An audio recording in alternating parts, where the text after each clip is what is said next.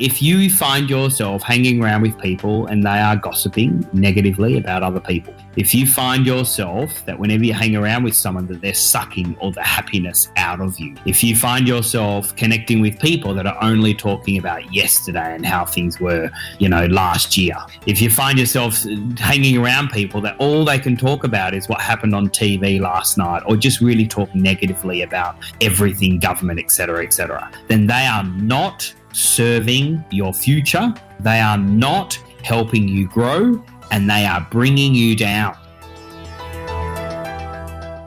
This is episode number 76 of The Inspiring Talk with Sam Cawthorn. Welcome guys to The Inspiring Talk. My name is Vijay Gautam. I'm host for this show. Each week I interview today's most successful and inspiring personalities to help you realize your inner potential.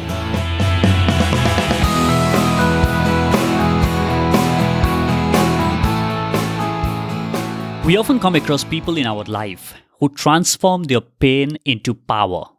On the last episode, you heard how Satyarup Siddhanta challenged his asthma and went on to climb highest peaks on the planet. These people have a very positive outlook on their life. When they face crisis, they do not waste time complaining and feeling miserable about themselves. Rather, they look for a silver line, an opportunity to grow and move forward towards their goal anyways. My guest today, Sam Cawthorn, went through a major car accident in 2006. He was pronounced dead and had to be resuscitated. This accident cost him his arm, left him in coma, and doctors said he will be on wheelchair for rest of his life. Imagine for a moment, how would it feel like to know that you have lost your arm and you will not be able to walk ever again? How would you react? Well, Sam turned that crisis into power and he bounced forward in his life. Today, Sam is the CEO and founder of Speakers Institute and Speaker Tribe. Author of 7 books including 2 international bestsellers, he is both the Young Australian of the Year and the Edupreneur of the Year awardee. Sam has spoken on some of the largest stages in the world alongside the likes of Dalai Lama. On this episode, Sam goes in depth of his bounce forward principles. He talks about how you can turn your crisis into success and developing resilience. Before we dive in, make sure that you subscribe to this podcast if you haven't done that already, so that you won't miss some of the most inspiring chats that I have on this show. If you are already subscribed, it would mean a lot to me if you could leave your honest review for the show. Now, let's dive in.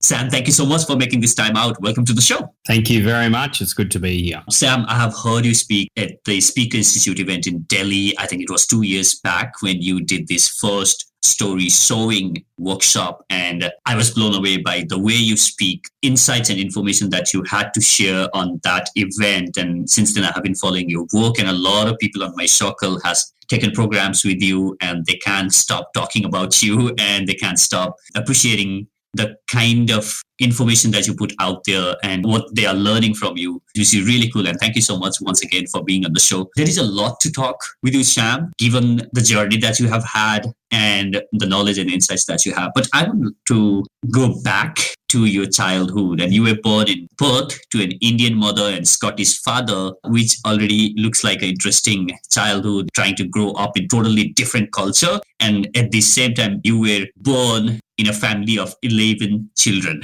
That sounds like Quite a childhood. Share with us a little bit about your childhood. Yeah, look, even though on the outside I do look Indian, because obviously my mother had a very strong Indian genes. She was born in Kharagpur, there in West Bengal, whereas everything underneath my skin says that I'm Australian. I grew up in a very normal Australian upbringing, and my mum didn't really teach me much at all about the Indian culture or the Indian heritage. And then on top of that, my dad, he'd been living in Australia for most of his life. So even though he was born in Scotland back before the end of the Second World War, he then migrated through to Australia. So coming from a very strong Australian upbringing, I didn't really know much other than that. So, I was then brought up down there in Tasmania, which is the little island under mainland Australia. I went to school with Ricky Ponting there for a little while as well, which was good.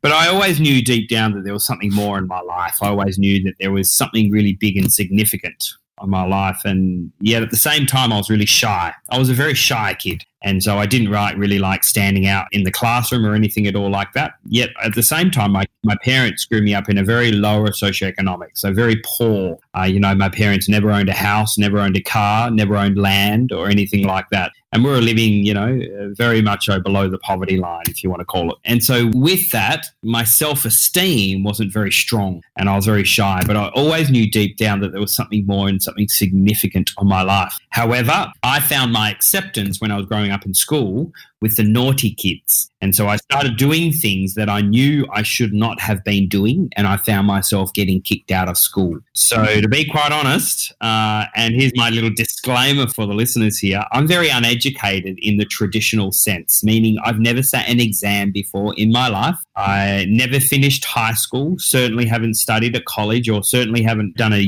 university degree. Yet at the same time, I failed English, but I've written 7 books now, including 2 international bestsellers. So that, I suppose that goes to show that traditional education did not serve me at all. And also, I had this inner drive and this inner passion that I had to make a difference. And so, I managed to get a great job with the Australian government as a youth futurist. And in that role, I then had a major car accident and then everything changed. So we'll get into the car accident part, but that youth futurist seems like quite a title. What was your role with the government of Australia? Yeah, so I was with the Department of Education and in Employment Workplace Relations. So basically, I was helping young kids in that smoother transition from school to either further education, training or employment. And so really looking at trends when it came to young people and then communicating that knowledge back through to Canberra, capital of Australia, and also back through to local industry. So it was a very strategic role, and it certainly helped me and assisted me to really understand the trends of young people of today's world. Interesting. Earlier, you said that you knew deep within that, there is something more to life for you. And I see a lot of people who have been successful in their life, in their childhood or at some point of life, they had this realization or thought within themselves, buried within themselves, that one day in their life, they would be something and they feel that they are different. And there might not be something that visible at that point of time to show to the world why they are different, but they feel that way, right? So is there something that you can trace back now when you look back at your life? Why did you feel that way as a kid, that you were different, that there is more to your life than just living a normal life? Yeah, it's interesting you say that, Vijay, but the thing about it is I believe everyone has it. I believe every single person in the depth of their heart, in their soul, believes that there is more for themselves, more for their life. I suppose the difference between the successful and the not so successful, that we actually do something about it. It's simple as that. So everyone has it. Everyone really wants to go out there and make a difference. Everyone wants the recognition and wants to go out there and find their success, whatever journey that is. Everyone does. Every single person. The difference is that I'll then go out there and I'll do something about it. I won't procrastinate. I won't worry about what people think of me. I'll just go out there and make it happen. And so there certainly hasn't necessarily anything unique about me necessarily. I've just simply taken action on the things that I wanted to do, wanted to achieve. I just continued to know that there was more for my life, and I started to do something about it. And I kept stoking that fire. I kept feeding that intrinsic motivation. So what was that childhood dream as a kid for you? Because you have done quite a gig in music and hip hop. You coached people on hip hop and singing at one point of time. So how you got fascinated with music, and what was your childhood dream? My childhood dream always was to always just be fulfilled. And fulfillment for me was making a difference. Fulfillment with me was getting recognized for the achievements that I do. Fulfillment for me was being heard. Fulfillment for me was going out there and making my mark, creating legacy on this planet, creating a significant contribution to this world. And so that's always been both my childhood dream and even my dream today. And so, yeah, growing up as a kid, I tried a whole heap of things. I tried music and dance. I tried different types of career pathways. And for me, as a young person at the time, in hindsight, I'm so glad I tried all these things. I'm really glad, because that has shaped and made me the person I am today. I suppose the biggest thing is that I chose my own path. I did not allow my parents to choose my own path. I got to choose it. When the world teaches us to conform in a certain way, our parents say we have to do this, or alternatively, the world says we have to do this, or whatever it might be. For me, I wanted to do things the way that I wanted to do them. If you call it, maybe I'm a maverick, maybe I just didn't want to conform. But, who says that we have to listen to our parents? And who says we have to, have 3 meals a day and have 8 hours worth of sleep? So for me, I just simply wanted to create my own path and not be in the shoes of someone else. All right. So now, Shami, we're talking about the car accident that you had in 2006, which you said changed the trajectory of your life. Can you talk a little bit about what that accident was, how you got into that position, and then we'll talk about the learnings and, how your life transformed after that accident? Yeah. So basically it was October 2006. I was working for the Australian government, as I was saying earlier on, as a youth futurist, and I was driving along like any other day, and it was my fault. For those people that haven't driven in Australia you have these long straight open roads, and these long roads can go over 200 kilometres without any curves, no bends, no other traffic. And so when you drive on these long straight open roads, there's a thing in a car which is called cruise control. So I have my car on cruise control, and I was driving along, and the bottom line is that I fell asleep, and it was my fault. I fell asleep behind the wheel. I veered over the other side of the road, and I had a 206-kilometre head-on collision with a semi-trailer truck. It was my fault. I was told that I was pronounced dead at the scene. I was obviously resuscitated. Then I was on life support for a week, in hospital for 5 months, and then in a wheelchair for an entire year. It was interesting, when the doctors said to me I'll never be able to walk ever again, the feeling that you get when you prove the doctors wrong is a great feeling. True. At that point of time, like when you were on that accident and going through the entire phase, like for that 1 year, what were the thoughts that you had in your mind? Like, okay, I am going to come out of this? Or were there phases that first you thought that, why me, and all of that denial, and then you went to eventually to acceptance? Or how was that period for you like? In hindsight, I always knew deep down still that this happened for a reason and a purpose, and I didn't know why. And so I never went through depression or anxiety or stress. I was a very positive, uplifting person, and at the same time I was also very convicted that I'm a father and I got to provide for my family. I was the only person, the only breadwinner, as they say, here in our household. And so I was married with a wife, and I had 2 kids at the time. 18 months after my car accident, we had our 3rd kid. And I needed to find a way how I could not only be positive through this experience, but also find a way that I can continue to pick myself up, dust myself off, and just move forward. For me, it was quite interesting. The doctors initially, they said, look, he's going to hit a brick wall. He's over the top positive right now. He will hit a brick wall. Family, you better be prepared. I'm still waiting for this brick wall that I've got to hit, because I just went straight into it's happened for a reason and a purpose, and I need to pick myself up, dust myself off, and just move forward. So for me, it was certainly a wake-up call, yet at the same time, there was even more of a drive to want to make sure that I can continue to move forward. Interesting. So, and after that, the doctor said you won't be able to walk, but now that you travel across the world sharing your story with the people and sharing the bounce forward principle, right? And which is very, very interesting that you have this international bestseller. A lot of people talk about bounce back. What do you mean when you say bounce forward? Yeah, and how I see it, I had a major crisis in my life. I had a really tough time. And I think everyone has crises and have a tough time in their life, whether it's financially, whether it's in relationships, whether it's in their career or their personal, their professional life, whatever it might be. We all have tough times, even crises that happen in the world, whether they're macro crises that happen with, climate change or governments, or whether they're micro crises in our own personal lives. But the bottom line is that a lot of the time we are told that we can bounce back from these crises. Let's bounce back from the financial crisis, bounce back from climate change, we can bounce back. But the reality is this. If you think about the context of that terminology, bouncing back. So yes, we have a crisis, we hit a downturn, we hit a place which is called rock bottom, but then we're told that we need to bounce out of that, but go backwards, bounce back, which then implies that we're going back to where we've already been. And we're not learning from that crisis. So for me, yes, we still need to bounce. The bottom line is we have to bounce, but we have to learn from that crisis, learn from that tough time, and bounce forward into what we can become. So for me, I just shifted that terminology. Instead of bouncing back, we've got to learn from crisis and bounce forward. And so now I've been teaching organizations, teams, and individual people how they can bounce forward through their own tough times, through their own crises. I think that's a very powerful thought right there, because with the crisis that we means like now, we got to do something. We got to move. We just can't be waiting for something to happen so that this moment changes. For me, it's just like you got to take action. You got to come out of this. Like it's those situations or that crisis that's going to push you out of a chair so that you go and take some action. Second principle is proximity is power. And guys, if you have seen him, heard or his speak, Sham speak on a lot of events, you will hear him talk a lot. He keeps repeating proximity is power. And,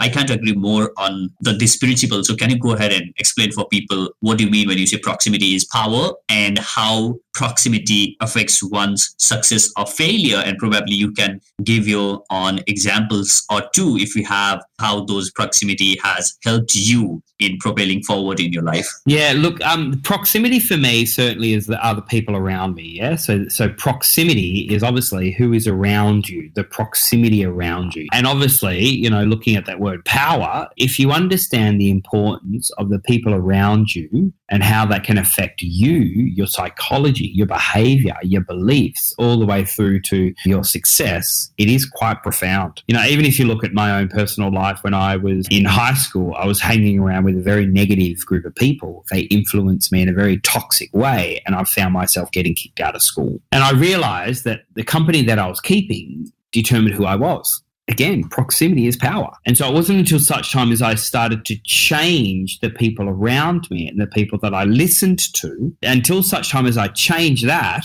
then nothing really was going to change in my life. So for me nowadays, I'm very wise who I lend my ear to. I'm very wise who I listen to. Sometimes our family can be our greatest dream killers. Sometimes even our friends that we've had for so long can bring us down. And so nowadays, I always look for ways how I can upgrade my proximity, upgrade the people around me. So I have people in my life that will not accept me for who I was yesterday. Why? Because I want to see growth in my life. And growth in my life means that I'm learning every day. I'm growing every day. And ultimately, the people around me are going to keep me accountable. The accountability for anyone's life is one of the key metrics for you to find success in your life. And so for me, certainly everything revolves around the proximity around you if you want to go from where you are today to where you really want to.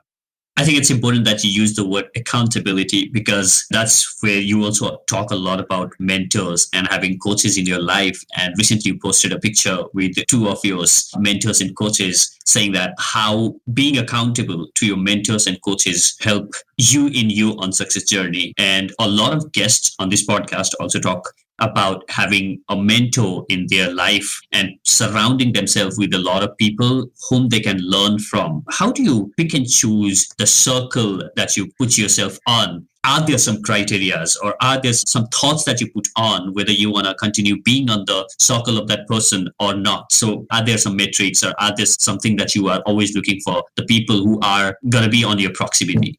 Yeah, and look, that's a really good question, because obviously common sense isn't now that common. So then that begs the question, if you find yourself hanging around with people and they are gossiping negatively about other people, if you find yourself that whenever you hang around with someone that they're sucking all the happiness out of you, if you find yourself connecting with people that are only talking about yesterday and how things were, last year, if you find yourself hanging around people that all they can talk about is what happened on TV last night, or just really talk negatively about everything government, et cetera, then they are not serving your future. They are not helping you grow, and they are bringing you down. However, if you hang around with someone that is challenging you towards you following your dreams, your aspirations, if you hang around with people that in a way make you feel a little bit uncomfortable, why? Because they're believing in you more than what you believe. If you find yourself hanging around with people that you always feel really inspired whenever you leave their proximity or that conversation, that they're challenging you to take on that next step, that next journey. If you're hanging around with people that have walked in the footsteps of where you've been or where you want to go, then these are clearly the people that you want to continue to hang out with. So for me, everything revolves around the company that I keep, and that are they influencing me in a positive or a negative way. I think it's interesting that you say who believe in you more than you believe yourself. And I have shared at least a lot of time on my podcast how being in circle of people and chatting with amazing people like you who share a lot of their ideas and insights, not only that, and some of them like really challenge me, and at the same time see something that probably I haven't seen in myself. And that really is an amazing place to be in. And it's very important that you surround yourself with people who are constantly pushing you and who are constantly asking you questions. And this is another beautiful thing that I have realized about being around with these people. They ask you questions which you do not dare to ask yourself, right? And that makes all the difference. All right, so that was number 2, which was proximity is power. And the third bounce forward principle is leverage positivity to fuel success. Yeah, look, I put this one here in there because the reality is this, is that it's so easy to go down a negative spiral of doubt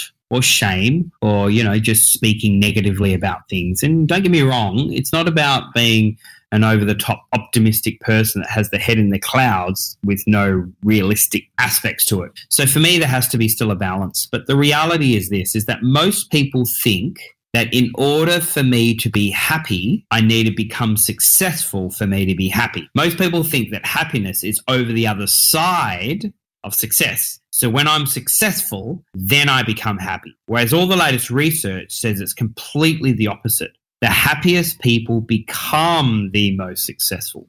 So for me, what do we need to do to look for ways how we can choose to be happier each and every day?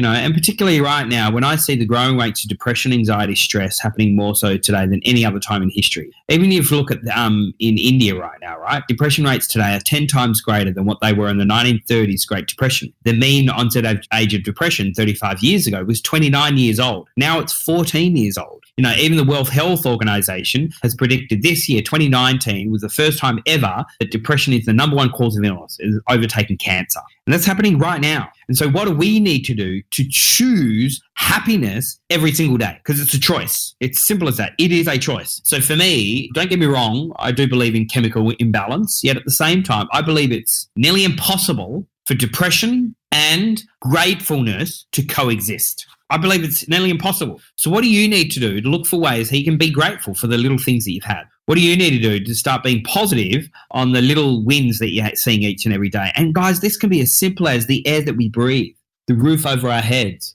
the small amount of money we have in our wallet, the food in the fridge. What do we need to do to start being grateful just in the little things in life? And when we're starting to be grateful in the little things in life, that happiness will shine through that happiness, then we will become successful. I think that's a beautiful thought there. And we often, when we're chasing our big goals and dreams, we forget to celebrate the smaller things that we already have. And there is no ending to chasing things or chasing dreams, right? Because we cannot stop. We, as a human, we want to climb bigger mountains. I'm saying mountains because I recently had this, interviewed this guy who summited all these 7 highest peaks, and he still have other mountains to climb because he has already summited Mount Everest, the highest mountain, and he's not going to stop because there are always other mountains that you want to climb in your life. So I think it's beautiful that, you have said that being grateful is the most simplest thing that you can do, right? It's simple. It's just writing down 3 things that you are grateful today. So I'm grateful today to be talking to you, as simple as that.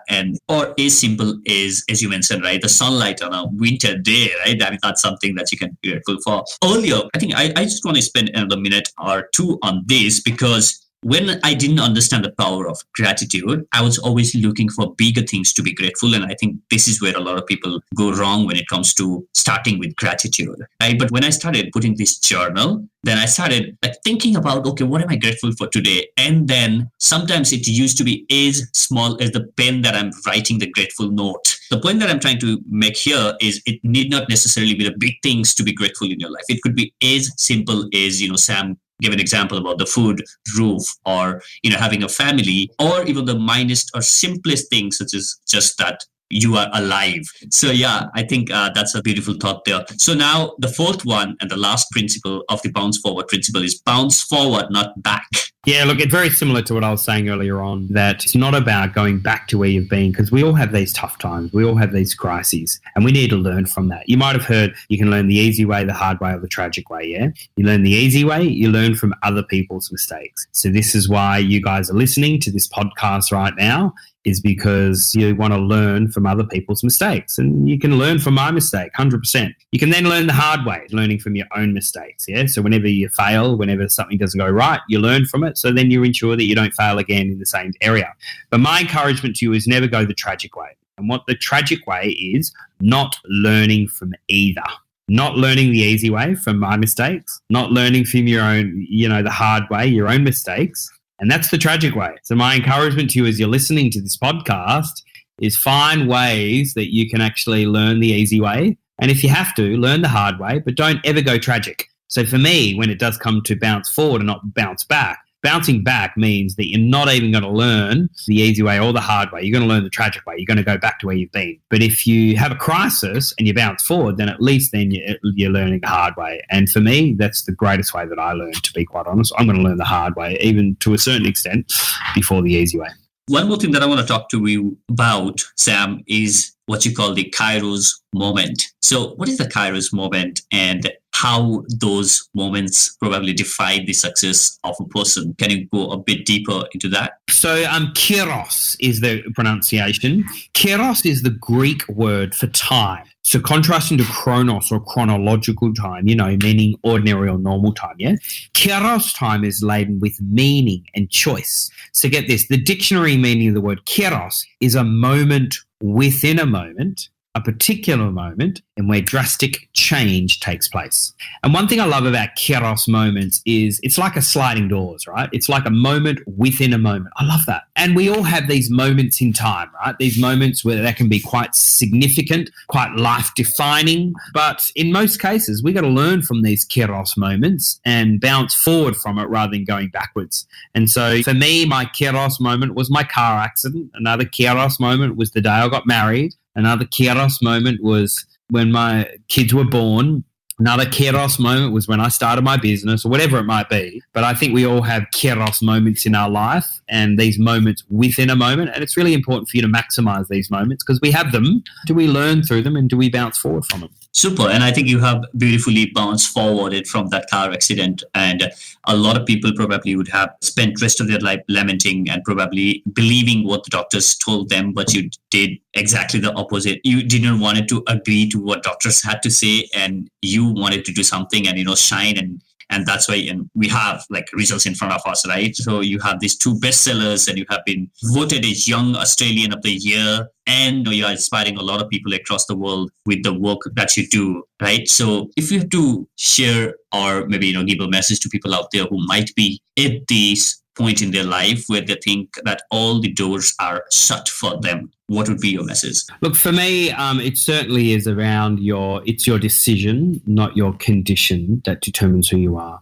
And it's very true, isn't it? We sometimes look at our circumstances or our condition, whether we don't have enough money, or you can't do that, or you don't have the skill, don't have the talent, or you don't have the right location, or you don't have the right skin color, or you don't have the right accent, or you don't have the right resources, or you don't have the right connections, or whatever it might be. But I feel it is our decision rather than our condition that determines who we are. One of the greatest gifts God gave us was the freedom of choice. So we get to choose, and the decisions is everything. So for me, I've probably got more excuses than most other people. I live with a disability. I've only got one arm. I've only got one good leg. On top of that, I grew up in a very poor, lower socioeconomic area. On top of that, I'm very uneducated. And so I've got more excuses than most other people. But for me, it is my decision, not my condition, that determines who I am. And certainly that's my encouragement to everyone else out there. Super. Sam, now it's time for the enlightening round. Are you ready for this? Sam, you travel across the world, inspire people with your story, with your message. You have been doing this amazing work. So what inspires you to do everything that you do? My faith in God. I have a very strong faith, and certainly my faith in my Creator has really inspired me every single day to continue to operate at the level that I operate in. Which one daily habit do you believe has been game changer for you in your success journey? My character, not charisma. So basically what a character is my morals, integrity, core values, ethics, truth. Charisma is having the gift of the gab, being more attractive, having a level of humor. People are just drawn to you. I feel that charisma is worthless if you don't have character first. So for me, everything is based around character. So could you share a book or two that has influenced you personally in the recent past? Yeah, I like The Ultimate Gift by Jim Stovall. I also like The Alchemist, another powerful book there by Paulo Coelho. I also like just the classics, Think and Grow Rich, and so on and so forth. Super. Sam, I know you have said this earlier on your talks and a little bit on this interview as well, that if you're given a chance that you would not go back to that accident and you fix that because there's a learning out there for you. But my question to you is, if you were to start this success journey all over again, what are those probably 3 things that you would have done differently? Not being so worried about what people think of me, number 1. Number 2, produce and release more content into the marketplace. And number 3, listen to quality mentors and coaches. So what's your online tool or an app that you love the most, which probably help you become more productive or help you in becoming fitter or something like that? Is the simplicity of my diary. Like for me, nothing at all exists unless it's written down. And for me, as soon as a thought comes to mind that I have to do something, I schedule it in my diary. All of your greatest intentions of all the things that you want to achieve, if you keep it in your brain and you don't write it down or get it out or actually schedule it in, then it doesn't exist. It actually doesn't exist. It's merely a thought in your brain. So for me, as soon as something comes to mind, I will schedule it in my diary, put it in, give it a time, and then at least then I now know exactly what to do then. So I have this one last question, Sam. But before I ask you that, if people would like to learn more from you and reach out to you and get in touch with you, what is the best possible way? Yeah, great question. So basically over the last few years, guys, I've actually managed to learn how to share my story. And so I've now shared the stage in 40 countries, shared the stage with President Bill Clinton, Dalai Lama, Richard Branson, even Michael Jordan. And so I've managed to really get into the top tier of professional speakers in the world. So around 7-8 years ago, I then launched Speakers Institute. And basically, Speakers Institute is all about teaching other people how they can become an influencer, how they can learn the art of professional speaking, how they can get their message out there and ultimately win people's attention. So I do run Speakers Institute in Delhi, in Mumbai, in Bangalore, in Hyderabad. I also run speakers, and I come along to these cities and I also conduct events, including also other locations all throughout the world. So the best way to contact me is to simply type in Speakers Institute anywhere at all, whether it's at Google, whether it's any social media, and you'll be able to see what we do there. All right. Awesome, guys. Make sure that you check Speaker Institute because I have attended Sam's program and the way he speaks and the information and insights he shares about story showing, what he calls, it's not storytelling, it's story showing. You gotta show your story. That's what Sam says. And to know more about that, you gotta check him out and attend one of his events. All right, Sam, here's the last question for you. Imagine that you are standing on a stadium and this one is the largest that has ever been built in the history of the world. And there are millions and millions of people on that stadium, and you have been given only 1 minute of the time to share the most important lesson that you have learned in your life. What would be your message? Don't care about what other people think of you. It's the greatest thing that stops people from achieving the greatest thing that they were born to achieve on this planet. Our worry and our concern about what other people think of us. And if you think about it, it's exactly what happens there in India a lot. You see it all the time. If you think about it, you guys love putting on big extravagant weddings. and showcasing how much money you got. Why? To impress people that you don't even like. We see it in every other culture around the world. We see it with individuals. We're so worried about what our parents think of us. We're so worried about what our boss thinks of us. We're so worried about the person on the street, what they think of us. We're so worried about what the media are going to say about us. The reality is this is the very thing that actually stops us from achieving and doing what we were born to achieve on this planet. Not care about what other things. It has been a great conversation, Sam. Thank you so much for being on the show. You're welcome. No problems at all. Hey friend, thank you so much for listening to this episode of The Inspiring Talk. I hope you got some inspiration or learned something. If you did, make sure to share this message with your friends by visiting the show notes page at theinspiringtalk.com/7676 to connect with me on Facebook, Instagram or Twitter @Bijay Speaks and let me know what you think about this show. Thank you for listening. I'll catch you in the next. Now, go out there and do something inspiring.